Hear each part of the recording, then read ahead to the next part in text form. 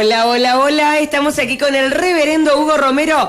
Hola Hugo, ¿cómo le va? Buen día, los saludo. Hola Silvina, gracias por recibirme, buenos días. Bueno, en primer lugar tenemos acá comunicado, ¿dónde está? Del ropero comunitario, aprovechamos el nombre de la Iglesia Biblia Abierta. Así es, bueno, sí. Comunicamos desde el ropero comunitario por amor de nuestra iglesia que este viernes 23 de agosto hará una nueva entrega de ropa y calzado en buen estado en su sede en la calle Leandro N. Alem 774 a partir de las 4 de la tarde. Y como siempre, las personas que se acerquen deben ir con bolsas para llevar lo que recauden y la entrega es sin costo alguno.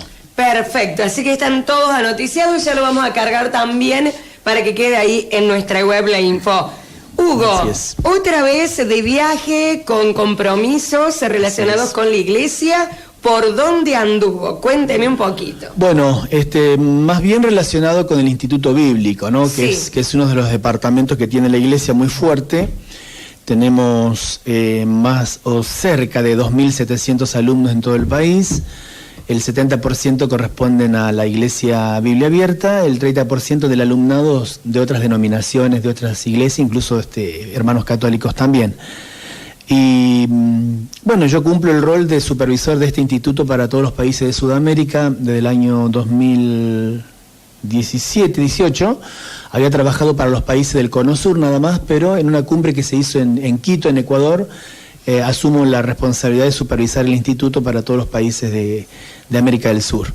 Así que la convocatoria fue en San Pedro Sula, en Honduras, Centroamérica, junto a otros directores de otros países de la región, ¿no? Y de directores del Caribe también, así que éramos unos 10, 12, 13 representantes de distintos países. Bueno, en mi caso representaba 10, 11 países, así que eran varios los países representados.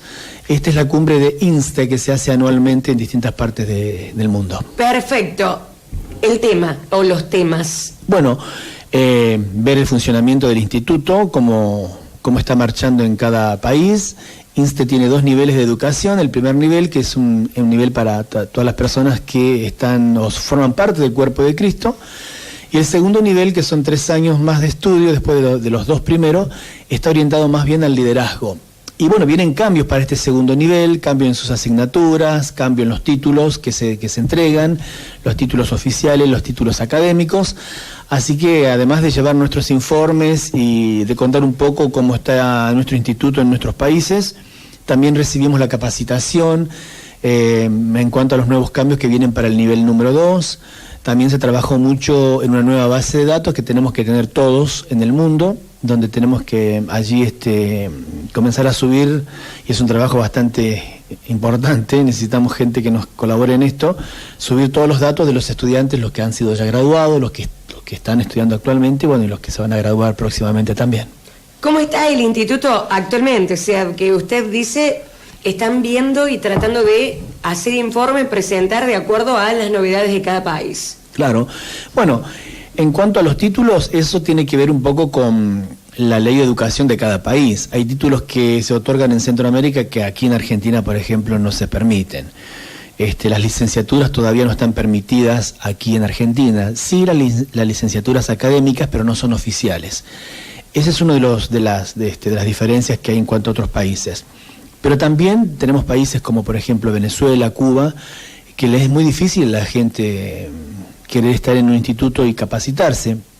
Y la particularidad que tenemos nosotros con INSTE es que la persona no tiene que salir de su casa o de su iglesia para ir a un lugar a estudiar, sino que el instituto va a su iglesia, va a formar mentores y va capacitando a la gente de las iglesias en su propio ámbito. Entonces, de esa manera podemos llegar un poco más con libertad o tranquilidad a estos países donde es un poco difícil que la gente quiera capacitarse o pueda capacitarse.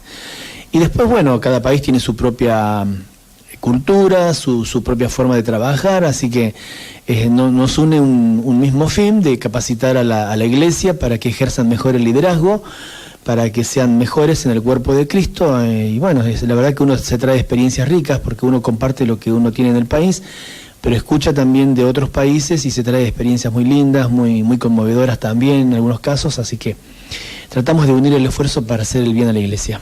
Por otro lado, uno de los temas que tienen una connotación local por el tema de la ordenanza de culto que se aprobó aquí en Hernando, pero que también es una preocupación que excede a la ciudad, ¿no? Que hablábamos con usted, decía, a nivel mundial, esto que preocupa de la cantidad de iglesias o de que no está tan pero tan reglamentado. ¿Ese tema se abordó? ¿De qué manera? Sí, se aborda siempre, no solo en el ámbito de jornadas de educación teológica, sino también en el ámbito de, digamos, pastorales, cuando hablamos de temas generales de las iglesias.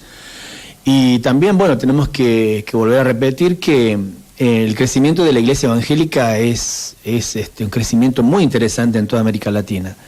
En Argentina se está dando un crecimiento impresionante. Pero como dije en esa nota que habíamos hecho con vos hace un tiempito atrás, ese crecimiento de alguna manera también se da en forma defectuosa, justamente porque hay personas que salen de las congregaciones para formar sus propias iglesias, no tienen un llamado, no tienen una preparación teológica mínima, entonces lo que están haciendo es entorpecer el trabajo de aquellos que nos hemos preparado por muchos años y que tenemos un llamado definido para poder ejercer este ministerio. Pero también es un poco culpa del Ministerio de Culto, la ley de culto que tenemos, que es muy sencillo abrir una iglesia evangélica y le pones el nombre que vos querés.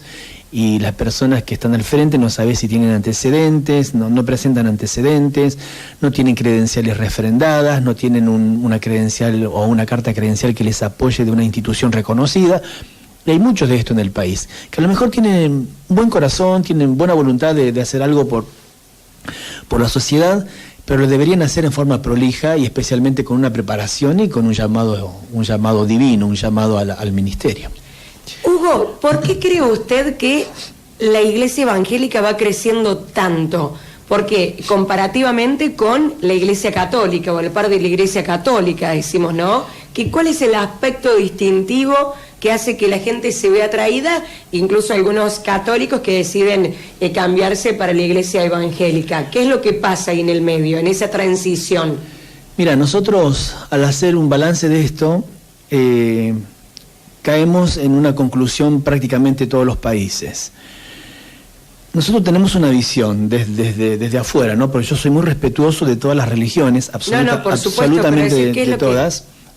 Pero la iglesia hace mucho hincapié en leer la Biblia. Por ejemplo, a mí me preguntan, muchas veces me han preguntado si yo creo en María. A todos les respondo, por supuesto que creo en María, y creo todo lo que la Biblia dice de María, ni más ni menos. Lo que dice, quién fue, mientras vivió, la madre del Señor, una mujer humilde, etcétera, etcétera, etcétera. Entonces, nosotros hacemos hincapié en esto, que la gente debe leer la Biblia, no solo quedarse con lo que le dice el predicador. Incluso yo mismo cuando doy mis sermones le digo, miren, pueden analizar esta historia, pueden analizar este fragmento de la vida de algún personaje bíblico a la luz de la palabra de Dios, a la luz de la Biblia. Entonces, cuando la gente empieza a leer la Biblia y empieza a enterarse allí, justamente por esa lectura, de que hay muchas cosas que habían hecho durante toda su vida que estaban fuera de la Biblia, entonces es como que se les despierta el interés de conocer lo que llamamos nosotros el verdadero evangelio, que es el que está en la palabra del Señor. Me preguntan del bautismo, me preguntan, ¿por qué ustedes no bautizan a los niños? Porque nosotros hacemos justamente lo que hizo María. María quiso con Jesús. María, la mujer de mayor ejemplo en la palabra. No lo podemos discutir. María, ¿qué hizo con Jesús? Llevó a Jesús a los 8 días al templo y lo dedicó al Señor. No lo bautizó. Claramente la Biblia dice que Jesús fue bautizado alrededor de los 30 años por Juan el Bautista en el río del Jordán. Un río cenagoso, un río turbio. Ahí fue bautizado el Señor, lo dice la Biblia, no lo dice Biblia Abierta, ni lo dice el pastor Romero. Entonces, cuando la gente empieza a descubrir que nosotros tratamos de vivir, por lo menos intentamos vivir un evangelio acorde a la palabra, la gente se vuelca a esa verdad que es la que está escrita en la palabra. No tenemos libros de estudios, tenemos libros de apoyo, comentarios, diccionarios bíblicos que nos ayudan a saber un poco más o a tener un poco más de información de las historias de la Biblia que la Biblia no te provee. Pero cuando la gente empieza a leer la realidad, lo que realmente enseñó Jesús y lo que enseñaron los apóstoles, se van volcando a esa verdad. A esa conclusión llegamos nosotros, que la gente cuando empieza a leer la Biblia, cuando la gente empieza a leer la Biblia, empieza a descubrir otro evangelio y se vuelca a ese evangelio. Ahí está. Hay gente que por ahí, sin dejar de ser de la iglesia católica, va a la iglesia evangélica, sí. también se mezcla, digamos, esto. Sí, ¿Qué es lo que pasa ahí también? No, como para conocer un poco las realidades, digamos. Sí, por supuesto, nosotros, mira, te cuento esto. Hay gente que cree en Dios, pero nos dicen, no creo ni en los curas ni en los pastores. O no creo en los curas o no creo en los pastores. Bueno, no es que tienen que creer en nosotros, tienen que creer en Dios. Pues los hombres fallamos, los hombres cometemos errores. Pero mira lo que me pasa. Con el padre Gustavo Casas, por ejemplo, me pasó que él me convocó porque la familia así lo quería casarse bajo, digamos, el ámbito de la Iglesia Católica, pero que lo casara un pastor. Fui y los casé yo. No tengo problema, no tengo inconveniente. Sí. Me pasa con gente que pierde sus familiares, que fallece sus familiares, y dice, lo escuché hacer un servicio en la casa velatoria, en el cementerio, yo soy católica, pero quiero que el servicio lo haga usted. ¿Usted lo puede hacer? No hay ningún problema. Si usted habla con el sacerdote y no hay inconvenientes, porque yo no quiero tener problema con nadie, porque acá no es cuestión de robarse las ovejas, acá es cuestión de apacentar a las ovejas. No importa quién sea su pastor, que estén bien apacentadas, ¿no? Claro, entonces, no es después de las pasos que hay que ver que si se viene el voto para acá. Claro, volviendo al tema religioso. Pero bueno, pero eso me sucede, me sucede constantemente, de que hay gente que es católica y dice, pero me gusta sus reuniones que son muy alegres, que cantan, ver jóvenes cantar, gente que están haciendo, jóvenes que están haciendo distintas actividades. Yo puedo ir cada tanto a sus reuniones, pero con todo gusto. Y después se terminan quedando. Tenemos gente católica estudiando con nosotros, gente excelente que ha sido muy bien adoctrinada, pero bueno, por ahí comienzan a descubrir otra forma de llegar a Dios, y si nos eligen a nosotros no les cerramos las puertas, por supuesto. Como te dije recién, acá no es cuestión de ¿cómo es el tema, Hugo, del tema, a ver, que por ahí todos están con la misma Biblia, o estamos con la misma Biblia? Sí, yo soy de la Iglesia Católica, ¿no es cierto? Por ahí. Sí. Bueno, pero decimos, ¿cuál es el tema que por ahí yo he escuchado que en algunos casos dicen, bueno, cuando cometes un pecado, es decir, algo que no está reglamentado o algo que no está permitido por la iglesia o algo que está mal visto a los ojos de Dios, ¿cuál es la sanción que te dan en una iglesia? Bueno, porque hay sanciones. Sí, como que a lo mejor en la iglesia católica te confesás o queda más en la intimidad, no sé, es como que es más público. ¿Cuál es la diferencia? Es decir, que eso, conversarlo un poquito, que por ahí la gente no sabemos a ciencia cierta, ¿no? ¿Cómo es? Nosotros tenemos un reglamento y un estatuto. El estatuto es la ley que nos presenta ante el gobierno de la nación. Y el reglamento interno tiene que ver más bien con las cuestiones internas de una iglesia evangélica. Y también tienen que ver con la vida de la persona, es decir, tiene que seguir los mandamientos de Dios. ¿Cómo es eso? Sí, está todo contemplado. Los 10 mandamientos, que los leemos en el Éxodo y los leemos en el Deuteronomio. Está la vida de Jesús, la vida de los apóstoles, la vida de María, por supuesto. Pero sí, hay sanciones. Nosotros sancionamos a pastores también cuando cometen algún error. Cuando es digno de una expulsión, se los expulsa de la asociación. Pero en cuanto a los miembros de una congregación, que son los laicos, hay distintas categorías. Están los adherentes, los probando y los que están en plena comunión.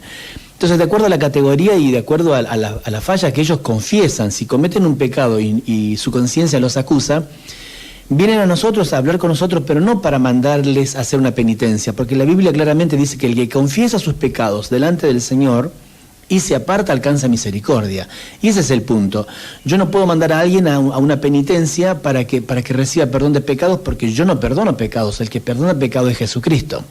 Entonces la Biblia dice que nadie va a Dios si no es a través de Jesús. Y el que perdona pecados es Cristo, no es el hombre. ¿Qué? Entonces, si hay un corazón arrepentido, la Biblia dice, el que comete pecado, lo confiesa y se aparta, alcanza misericordia, sin ningún intermediario, solo el Señor. Entonces, ayudamos a esa persona en ese proceso. De repente, si esa persona está cumpliendo una función pública dentro de la iglesia, y el pecado que cometió es un pecado que puede escandalizar a la congregación, lo apartamos de su cargo por un tiempo para que se restaure y después vuelve otra vez a su función cuando la gente lo ve restaurado y la misma persona se ve restaurada. Eso es para tener respeto, para que la gente no diga, bueno, yo me mando cualquiera, total, igual sigo tocando la guitarra, igual sigo predicando, igual sigo enseñando. No, tiene que haber una disciplina, claro, porque las personas tienen que ser, tenemos que ser ejemplos. Entonces, esta cuestión la abordamos por ese lado. Y los miembros pueden quedar expulsados, porque una cosa es ser autoridad, ¿no? Y otra cosa es ser que voy a la iglesia, que voy al templo. No, nosotros... No, eso no. La expulsión ocurre en un caso pastoral, digamos, porque ya es claro, una persona como estamos hablando, sí, es una persona que es cabeza de la iglesia. La autoridad. Nosotros cuando un pastor se manda una macana, no lo cambiamos de lugar, lo sacamos de la asociación. Si otra asociación lo quiere tomar y hacerlo trabajar, problema de ellos. Pero nosotros no cambiamos a los pastores que cometen errores graves, que perjudican la sociedad, el testimonio, la integridad de una congregación, no los cambiamos de lugar. Porque si ese hombre no está sano acá, va a ir a otro lugar y va a cometer el mismo error. La enfermedad la lleva donde vos lo mandes. Tal cual. Lo que quería preguntar, y estaba pensando que hoy en día hay muchas creencias. Yo me quedo cuando apenas arranqué acá con la radio en el 2016, había hecho el programa especial para la Pascua. Claro. Y preguntaba una frase que está relacionada con la fe, y quisiera, uno creía en el universo, el otro creía, hay nombres rarísimos que se ve que vienen de Oriente, bueno, no me salen, no recuerdo los nombres con muchas K, entonces no recuerdo cómo era con K, con J. En fin, cada uno tiene una creencia, otros creen en sí mismo, es decir, en la persona, que la fuerza está en el espíritu, y no creen ni en un Dios superior, ni en la tierra, ni en la Pachamama, ni en nada, creen en sí mismo, la fuerza está adentro. En fin, distintas religiones. ¿Cómo se hace ante esta convivencias de creencias? No, la diversidad. Sí, nosotros convivimos bien con todo el mundo. Yo tengo amigos que son testigos de Jehová, no creen en Jesús o creen en Jesús, por ejemplo, como una creación inferior a Dios y un poco superior al hombre. Pero tengo amigos, he jugado al fútbol con gente que cree en esto, he tenido en Buenos Aires amigos mormones, católicos tengo un montón de amigos, ni hablar, y después tengo personas que creen, como vos decís, en sí mismo o creen en algo que no es un ser humano o un Dios, por decirlo de alguna manera. Convivimos perfectamente, bien, pero bueno, al momento de hablar de estos asuntos nosotros no negamos nuestra verdad. Claro, digo, sí, cuesta hablar. Hay sectores que son un poco más cerrados, de acuerdo a las creencias. ¿Sí? A eso me refería. Claro, imagínate, hay gente que, por ejemplo, hoy que... por ejemplo, cree en lo que hoy se está planteando como país, en que cada uno se pueda autopercibir como quiere, el hombre se puede autopercibir como mujer, por ejemplo, la mujer como hombre, etcétera, etcétera. Me preguntan, ¿cómo hacen ustedes para convivir con personas que piensan de esa manera y que quieren ir a su iglesia? No tenemos ningún problema. Claro, son recibidas, sí. Son recibidos si tienen que trabajar en el comedor, en el ropero, no trabajos ministeriales, ¿no? Pero si quieren trabajar a darnos una mano, nosotros no hacemos ninguna diferencia con ninguna persona. Cada uno cree y piensa lo que quiere. Mientras está dentro de la iglesia y escucha la palabra, puede tener la oportunidad allí de conocer la verdad, lo que dice Dios. No condenamos a nadie, por supuesto, pero nosotros no cambiamos nuestro sermón porque hay una persona que piensa diferente a la Biblia. El sermón se da tal cual está en la Biblia. Y después cada uno adopta el mensaje que le gusta. Cada uno hace... Ahí está. Sí, no es lo que no queda claro por ahí. En realidad no es lo que pienso yo ni lo que piensa mi vecino. Acá en realidad es lo que piensa Dios de todo esto. Porque en realidad el que va a juzgar todas las cosas es Dios, en definitiva. Cuando venga el Señor por su iglesia, Él no va a tener problema en reconocer a los que son suyos. Entonces trataremos de estar en ese grupo, de ser los elegidos del Señor. Mientras tanto, en esta tierra nosotros podemos convivir con cualquier persona que piense de la manera que piense. El mensaje no lo vamos a cambiar. Vamos a predicar siempre, así como predicamos del amor, así como predicamos no robarás, así como predicamos no cometerás adulterio, también vamos a predicar lo que dice la Biblia en cuanto a todas estas cosas. Pero bueno, la persona sabe, cuando llega a nuestra iglesia, sabe perfectamente que ahí predicamos lo que dice la Biblia. Claro. Que cada uno, si se siente cómodo con nosotros, no hay ningún problema, que siga hasta el fin con nosotros, no hay problema. ¿Qué dice de la vida? En la iglesia, ¿cuál es la creencia de respecto de la vida? ¿Dónde está la vida? ¿A dónde termina la vida? La vida termina cuando nos vamos de esta tierra. La vida terrenal. La vida terrenal. La vida terrenal. ¿Y termina, el alma? Y el alma, bueno, va a un lugar llamado paraíso, o presencia del Señor. El ejemplo más claro de esto es cuando aquel malhechor se entrega en la cruz, estaba Jesús y dos malhechores a su costado. Y uno le dice al Señor, acuérdate de mí cuando vengas en tu reino. Se arrepiente. El otro le dice, no molestes al maestro, nosotros estamos aquí colgados porque merecemos estar colgados. Pero él no hizo nada. Y Jesús ve el arrepentimiento de ese hombre y le dice, te digo que hoy estarás conmigo en el paraíso. ¿Qué significa eso? No tuvo oportunidad de ser bautizado, no tuvo oportunidad de congregarse en algún lugar, pero el arrepentimiento fue genuino. Minutos antes de su muerte, Jesús lo perdona estando colgado en la cruz y le dice: hoy estarás conmigo en el paraíso. El paraíso es un lugar intermedio, según la Biblia, donde van todos los que mueren en Cristo, esperando el rapto y recibir su recompensa. Por eso es importante la unción de los enfermos. ¿Ustedes también creen en eso? ¿No? Sí, nosotros oramos por los enfermos. Lo mismo, la unción nosotros ungimos con aceite a los enfermos. Claro, sí, oramos por ellos. También. Sí. No creemos, por ejemplo, en el purgatorio. No creemos en el purgatorio porque no existe en la Biblia. Nosotros no creemos en nada que está fuera de la Biblia. Claro. No creemos en eso. Creemos que aquí en la vida, en esta vida, la gente elige dónde ir. Porque si no, tendría sentido. Yo soy si me permitís la palabra, un desgraciado toda la vida. Total, cuando me muera, alguien va a hacer oraciones por mí y me va a mandar a otro lugar. Claro, entonces, ¿qué gracia tiene? Qué gracioso. Pero claro, ¿qué gracia tiene? ¿Qué gracia tiene creer en Dios y... Claro, que otro era el final. Claro, que otro me salve a mí. No, la salvación la elegís vos acá en esta tierra. Claro. Entonces, aquí elegís dónde ir. Cuando vos te morís aquí en la tierra, ya decidiste dónde ir. Ya está. Sí. Bueno, vos tenés la oportunidad esta mañana de decidir dónde ir. Claro. Y yo tengo la misma oportunidad. Elijamos bien. Y ahí claro, está. Total, yo me voy de esta tierra, total, Silvina va a hacer oraciones por mi alma y me manda al cielo. ¿Qué gracia tiene? Ay, Dios mío, qué gracioso, qué gracioso. Parece un chiste, pero es cierto. No, es lo que dice la Biblia. Es lo que dice la Biblia. Bueno, Hugo, le quiero agradecer, felicitaciones entonces por este viaje. ¿Qué tal?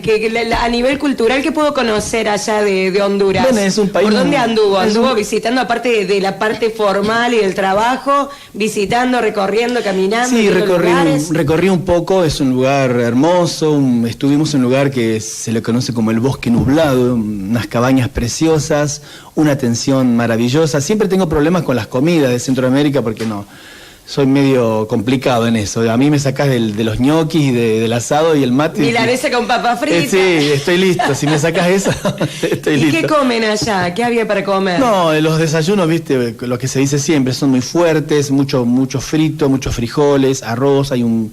¿Arroz en el desayuno? Sí, con tocino mezclado, con no sé... la flauta. Una pasta de frijoles, plátanos fritos, casi todo frito. Entonces yo no llegué con el estómago reventado, pero uno disfruta de todas maneras, ¿no? Yo pido mi café. La parte gastronómica es más difícil, porque el paladar está acostumbrado. Eso no es una difícil. Crítica negativa, es que uno está acostumbrado con el paladar. No, que por ejemplo ellos vienen en Argentina y le haces una parrillada, chinchulines, le haces molleja y no te la quieren comer. ¿Cómo vamos a comer las tripas de un animal? No la comen. Claro. Y para nosotros es tan sabroso, a nuestro paladar. Bueno, entonces uno entiende esa forma. Tal cual. Pero el lugar hermoso, la verdad que... Un inconveniente cuando venía, no llegué sin mi valija porque creo que quedó en el aeropuerto de Costa Rica, la retiré recién hoy a la mañana, después de 4 días, pero estaba todo. Qué bueno. Pero se extravió por ahí por el camino, nunca me había pasado, me confundieron con un terrorista. No. No, eso no se cuenta al aire, pero bueno. No, pero que lo confundieron con un terrorista. Sí, me llamaron, me pusieron un chaleco naranja para... ¿En serio? Sí, identificarme, me llevaron a una oficina a revisarme porque había cosas raras en mis bolsillos, tenía mi celular, el pañuelo, y en mi maletín no tenía más que la Biblia, la agenda y un par de folletos. Me hicieron abrir toda la valija del maletín. Y bueno, no había ninguna. No se acerque, no toque, póngase allá, no mueva los brazos, no hable, bueno, nada, está bien. Y todo el mundo mirándome por los ventanales con el chaleco naranja. Y después, bueno, yo... puede ser que nadie haya filmado eso y lo haya encargado en el Facebook.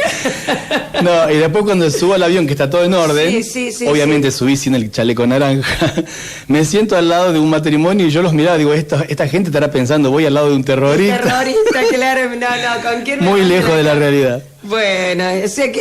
Un viaje accidentado, pero bendecido. Bueno, pero con final feliz, en definitiva. Acá me quedé pensando en la parte gastronómica, el único que tiene aguante, capacidad, y que se la banca para comerse una cucaracha, por ejemplo, es Marley, después otro... No, pero también así le pagan, ¿eh? Sí, a mí si me pagan, te como una rata si querés. Claro, también, un cocodrilo, cualquier cosa, bueno. Sí. Bueno, Hugo, muy amable, muy distendido. distendida la nota, creo que me hemos aprendido un poquito de todo y esperemos que a la gente le haya gustado. Así que buena estrella, Hugo. Bueno, con mucho respeto a todos siempre, por supuesto. Muchísimas gracias. Pasó el reverendo Hugo Romero, que lo confundieron con un terrorista. Qué gracioso.